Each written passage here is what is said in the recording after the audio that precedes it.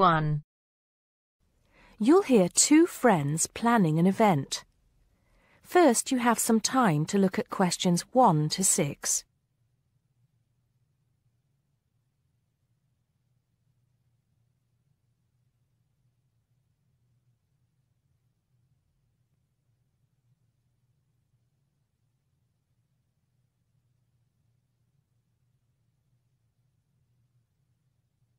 Now we shall begin. You should answer the questions as you listen because you will not hear the recording a second time. Listen carefully and answer questions 1 to 6.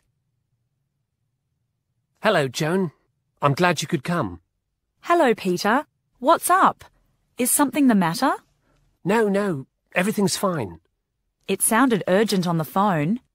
Did it? It's just that I've had this idea and I wanted to see how soon we could get it off the ground. Well, don't keep me in suspense. You know they're planning to close down the local clinic. It was in the newspaper yesterday, but most people have actually known for some time. Well, I thought we should do something about it. What did you have in mind? I thought we could organise a charity event and donate the money to the clinic. I know it doesn't sound like much, but it will show the local council how we feel and that we mean business. That'll take quite a lot of organising. Why don't we just hold a protest outside the town hall? A protest would take just as much organisation as an event like this. Besides, I think fewer people would turn up. A village fair or something like that would attract more people and get money for the clinic. People are more generous when they're enjoying themselves. OK then, it sounds good to me. How do we start? First, we put our heads together and come up with a list of people who'll be willing to help and people who can provide us with some of the things we need. For example, we might need a caterer to provide refreshments, a rock band for entertainment, tents and so on. Then, we do a lot of telephoning around and try to get everybody together at the same time in the same place. Sounds like a lot of work to me. Well, that's only the beginning. First things first, though. Let's decide now on who to get to the initial meeting and where and when to hold it. Fine. Well, the village hall would be the best place to have the meeting. It's not as big as the youth club, but it's warmer. There'll be no problem getting permission to use it, but I suppose it depends on how many people we invite. We don't want too many, otherwise the meeting will go on too long and nothing will get decided. But the village hall is a good idea. It's more official than having it in someone's living room. How many? 6 or 8 people to start with? 10 at the most? OK, now we have to decide on a suitable day and time. Suitable to everybody, I mean.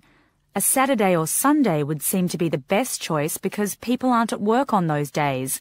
But they may not like the idea of giving up a part of their weekend for a meeting. Unless we persuade them it's for a good cause, or that it's to their advantage, and that it'll all be a lot of fun. We'll provide refreshments, of course. What if some don't want to give up their weekend? Then we'll give them an alternative. Say, one evening in the week after everybody's finished work. We'll see which is the most acceptable to them, then book the hall. I can do the refreshments for the meeting. I'll get Darren and Maggie to help me. I'm sure they'll be more than willing. Before you hear the rest of the conversation, you have some time to look at questions 7 to 10.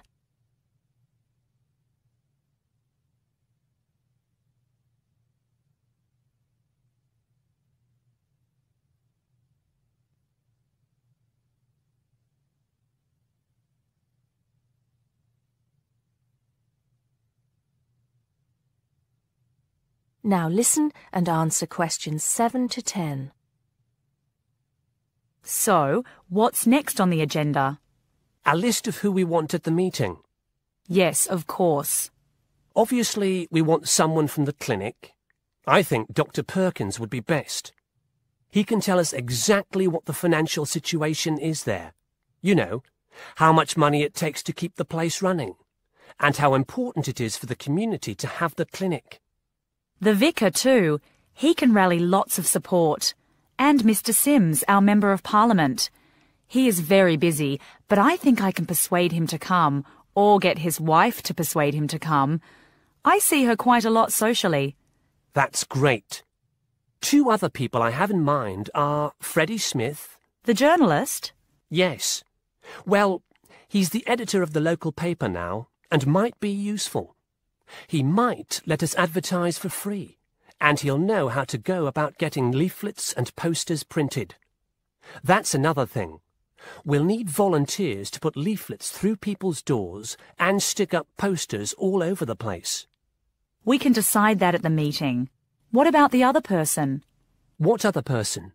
You said you had 2 people in mind, Freddie Smith and... Oh, yes, Mr. Gates. Mr. Gates. Do I know him? You must do. He owns Greatfields Farm. We need a large area to hold the fete. Right. So how many have we got then? 7 or 8? There's Dr. Perkins, Mr. Sims, that journalist... Freddie Smith, you mean? Yes, him. And the vicar and Mr. Gates, the farmer. That's only 5. There's you and me. That's 7. That will do for now. Let's start making phone calls. That is the end of part 1. You now have half a minute to check your answers.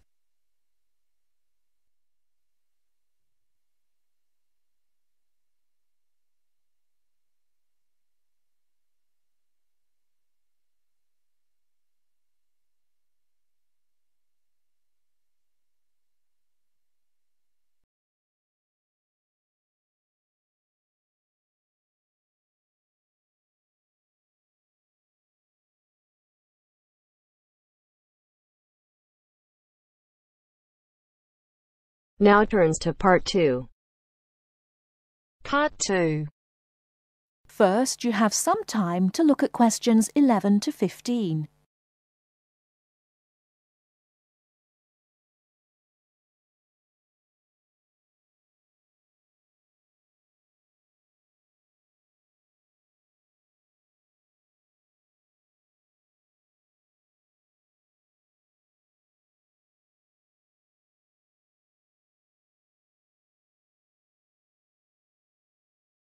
Now, listen carefully and answer questions 11 to 15. Starting at the beginning, you can see the on-off switch just beneath the 2 lights. Having turned the machine on, these lights now become very important. When the light on the left has gone out, you can begin making coffee, as it means the water is now hot enough. Next to that is the water level light. If this is illuminated, it means the machine does not have enough water. It is essential that you turn the machine off and add more water the moment this light comes on, otherwise you could damage the heating element. Once you have checked that both the heater light and the water level light are off, make sure the filter holder, that's the part with the handle just under the control panel, is in place. Once you have your cups ready, it is time to press the coffee delivery switch. That's the button just above the filter holder beside the boiler meter. Remember to take a quick look at the meter as it tells you the exact temperature of the water. On both the left and right hand side of the machine, on the same level as the filter holder, you can see the steam pipes used for heating milk. These steam taps need to be cleaned regularly to avoid blocking. And finally, if you do spill any coffee, don't worry. Just make sure that the drainage pipe at the bottom of the machine is leading into a sink or a suitable waste container. As with the steam taps, the drainage pipe needs regular cleaning.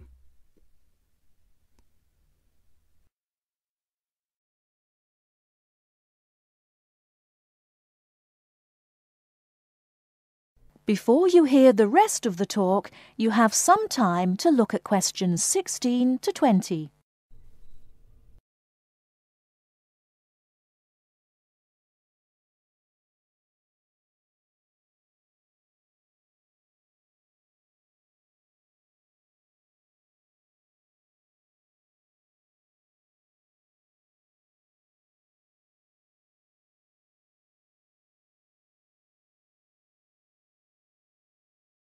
Now listen and answer questions 16 to 20. First and most importantly, I'll tell you where you should go from tomorrow for your lectures and classes. The Health Sciences building is on the west side of the campus, opposite the library, beside the History Department. As you are probably aware, there are 6 modules to the course, which will take a year to complete. That's 2 modules each term. In the first module of this term, you will be looking at current laws with regard to health and safety in the workplace. Don't forget that as you progress through the course, you should be building your thesis. This will need to be completed by the end of the year. Coursework will also be credited to your final grade, but the most important part of the course is the thesis. Now, the final thing I want to tell you, and again you should know this, is that there will be a number of guest speakers throughout your course. They will come from a number of different medical backgrounds, but they will all be giving you their views on the relevance of health sciences in their occupations.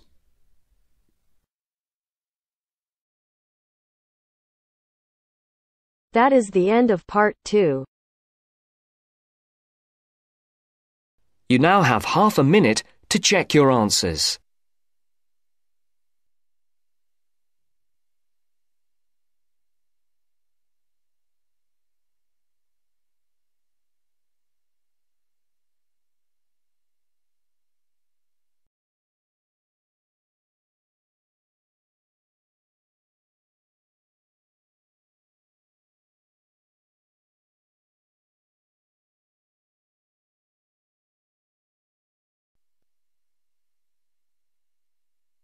Now turns to Part 3.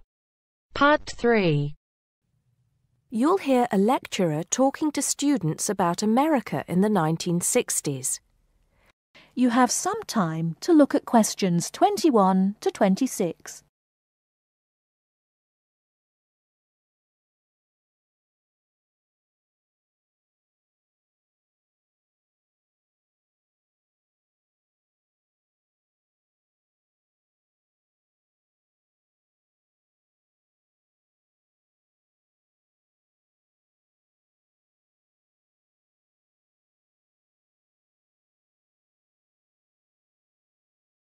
Now listen carefully and answer questions 21 to 26.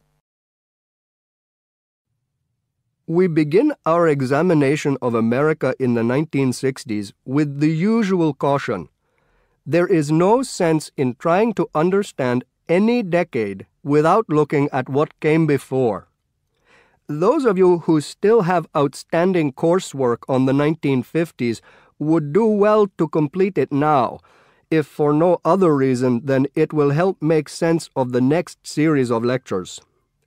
But we must press on, and I'd like to begin my talk about the 60s with a reference to one of those things that came before, the post-war baby boom. With the end of the Second World War in 1945, there began in the USA an era of perceived prosperity and security. In short, people started to feel that the world was a much better and safer place to bring up children. So, at the start of the 60s, all those children born in the baby boom, 70 million in the US alone, were teenagers. As the 60s progressed, and as this large number of people approached adulthood, there was a noticeable shift in the balance of power, and young people began to have a voice in ways that were not considered possible in the more conservative atmosphere of the preceding decade. Things were moving forward at a rapid pace. The literature of the time brought out all the taboos. Everything was covered, such as race in, for example, the book To Kill a Mockingbird. The role of women changed, and equality for women, well, let's just say that once certain books were published, women were no longer going to be satisfied with their roles as devoted wives and mothers. Through literature alone, the whole fabric of society was challenged, and by the end of the 60s, things would never again be as they had pretty much been for the preceding 40 years. It was a decade of protest, civil rights protests, feminism, the rights of minorities, the Vietnam War. All these causes led to peaceful and not-so-peaceful protests on college campuses and elsewhere. People had been given freedom of speech and they were going to use it. The crime rate rose to 9 times what it was in the 50s, as respect for the old order faded away. But it was also a time of great development. In medicine, the 60s saw the first heart transplant.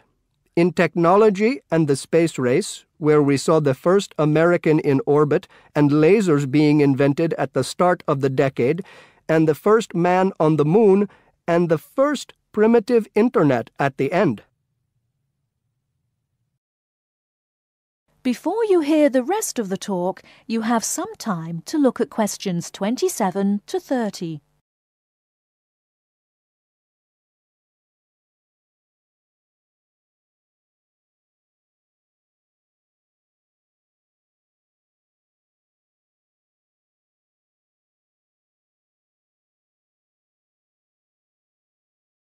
Now listen and answer questions 27 to 30. None of this, good or bad, might have happened if things in 1962 had gone slightly differently.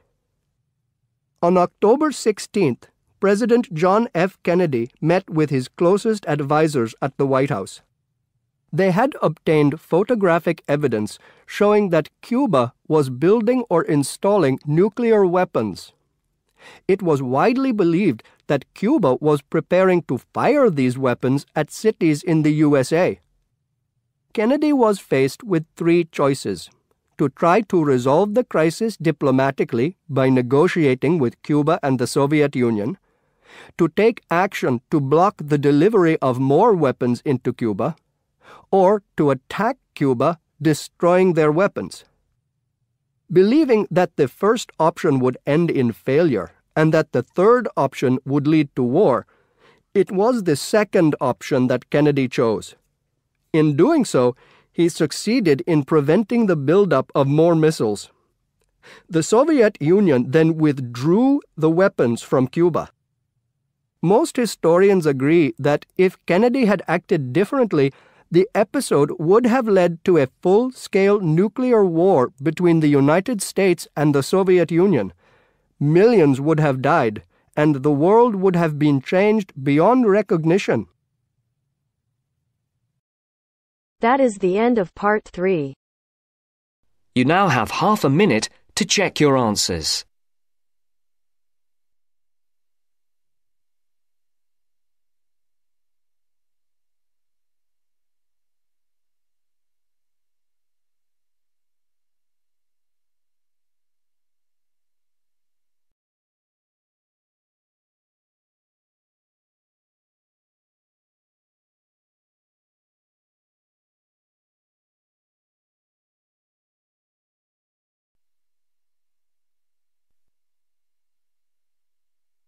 Now turns to part 4.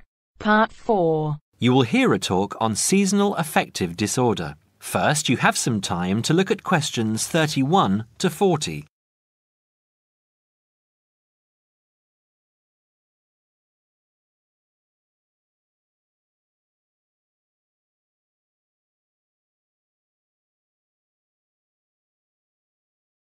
Now listen carefully and answer questions 31 to 40. In the past few years, a new condition has been identified and given a name: SAD, short for Seasonal Affective Disorder. This is now recognized as a distinct kind of clinical depression, where people become depressed at the onset of winter, accompanied by a craving for sweet things, causing weight gain. Each spring and summer would then bring on almost maniacal highs and feelings of boundless energy and happiness. Experiments to combat this depression showed that increased exposure to bright light in humans could suppress their production of a darkness-related hormone called melatonin. The light needed to induce this change was about 2,000 lux, or about 4 times brighter than ordinary household lighting. It was then calculated that if bright light could suppress melatonin secretion, then it might have other effects on the brain, including the reversal of symptoms of depression. While melatonin's precise role in SAD has not been pinned down, the theory led to effective treatment. Not surprisingly, SAD affects more people where winter nights are longer and days shorter. In the UK, an estimated 500,000 adults develop full-blown SAD in winter, and twice this number suffer the milder condition called subsyndromal SAD. About 80% of sufferers improve when given light therapy, and improvement usually comes within 2 to 4 days. Scientists are still unsure why winter depression happens, but more than a decade of research has turned up some surprising findings. Nearly 80% of SAD victims are women. Researchers are uncertain why this is so. SAD can affect people at any age, but typically it begins around the age of 20 and becomes less common between 40 and 50. SAD is comparatively rare in children and adolescents, but so far researchers have been unable to come up with a logical reason for this. As many as half of SAD sufferers have at least one family member with depressive illness, suggesting that the depression has a genetic component. Some patients experience shifts in their body clocks when they're depressed in winter. They are morning people at one time of the year and become evening people at another. What is the underlying difference between SAD sufferers and others? A clue can be found in carbohydrate craving, a common symptom.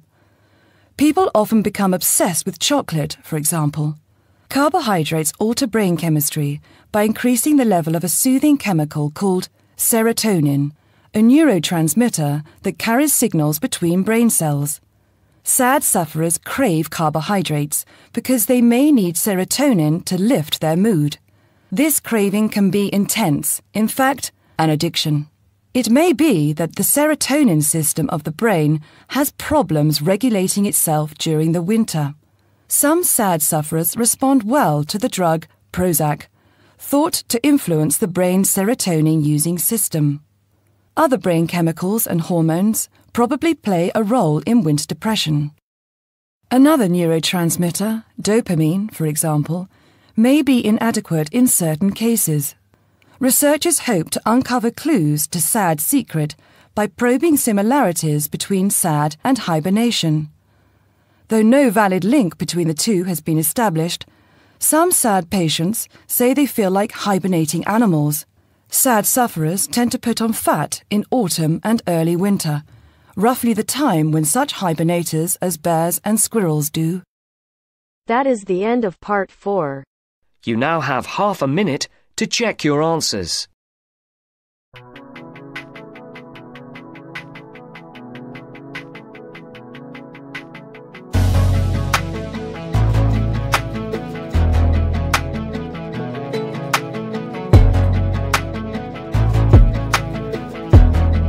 You'll ever trust